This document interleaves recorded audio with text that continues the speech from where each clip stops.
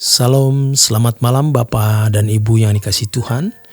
Jumpa kembali bersama saya di sini Z Ferry dalam renungan malam Pendeta Dr. Erastus Sabdono.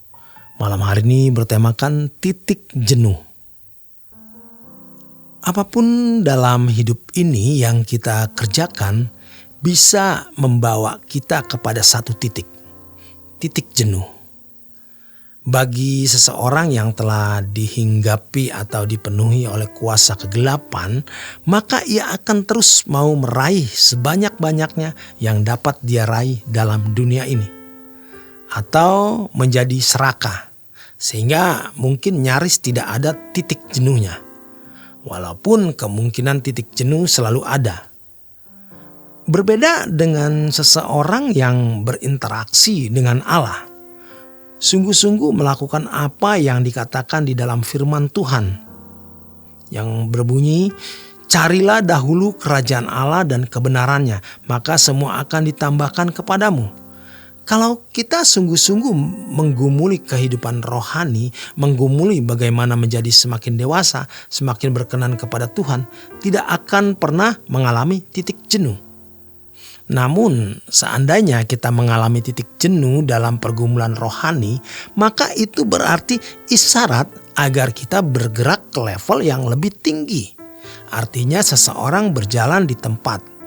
Kalau seorang Kristen yang benar berinteraksi dengan Allah, mendahulukan kerajaan Allah, benar-benar bertumbuh untuk semakin dewasa rohani, semakin berkenan di hadapan Tuhan, semakin hidup suci, semakin tidak bercacat dan tidak bercela, maka dia tidak mungkin mengalami titik jenuh.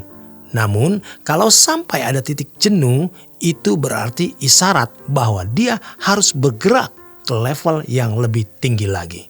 Atau ia harus mempercepat speednya, pertumbuhan rohaninya. Hal ini tidak bisa diurai dengan kata-kata secara lengkap. Sehebat apapun penjabarannya, tidak akan memuaskan. Dalam pertumbuhan rohani, dalam pergumulan mendahulukan kerajaan Allah, tidak ada titik jenuh. Tetapi dalam kehidupan di luar itu ada titik jenuh.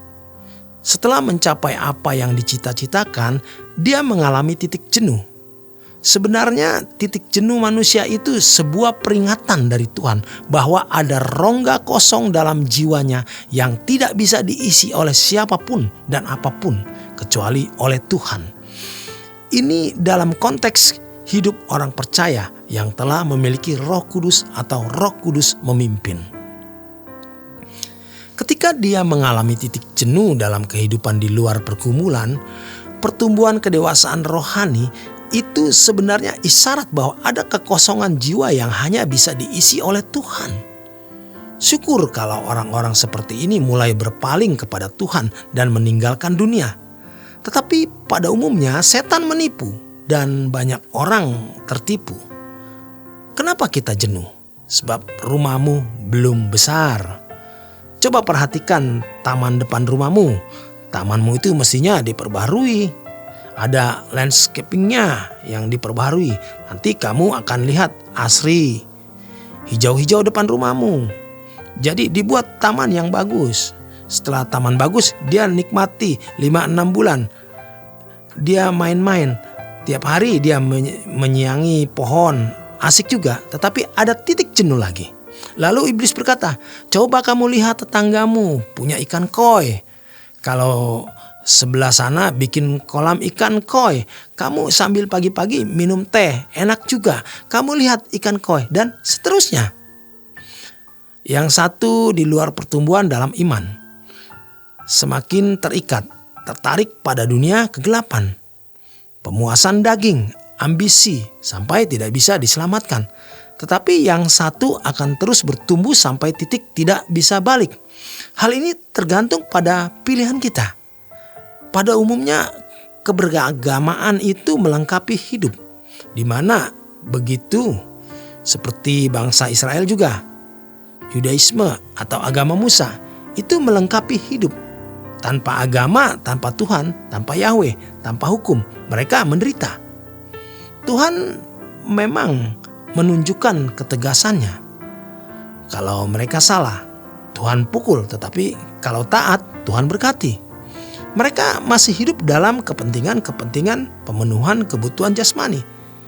Tuhan membackup, Tuhan melindungi, Tuhan menjaga. Bagi umat perjanjian baru, kekristenan itu bukan pelengkap. Kekristenan itu menyita, mengambil, merampas segenap hidup. Ini yang banyak orang Kristen tidak mengerti atau tidak mau menerima kekristenan itu. Bahwa kekristenan itu merampas hidup kita. Kekristenan yang benar. Tentu standarnya adalah Yesus. Maka hidup seseorang yang percaya kepada Tuhan Yesus itu dirampas. Tentu Yesus adalah Tuhan.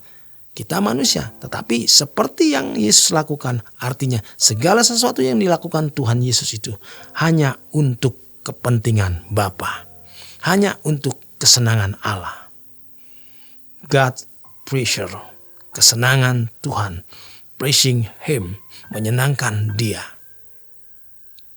Hidup kita diciptakan untuk kesenangan Tuhan. Tidak masalah apakah pria atau wanita menikah atau tidak menikah, punya anak atau tidak. Apapun keadaannya, bukan masalah. Masalahnya adalah apakah hidup kita untuk kemuliaan Allah.